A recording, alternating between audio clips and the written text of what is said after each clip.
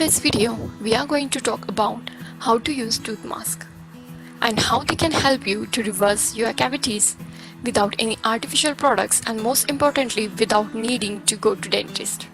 Despite the fact that this mask can be pretty helpful, there are a couple of lifestyle changes that are required from you to do in order to get the most out of them.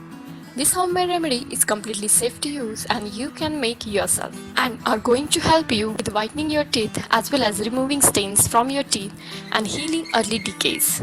Tooth mask with coconut oil, turmeric and clove oil. You are going to need the following ingredients: 1 tablespoon of turmeric powder, 1 tablespoon of organic coconut oil, 2 drops of essential oil from clove, a pinch of sea salt. The first thing that you are going to do is mixing all the ingredients together in a small bowl.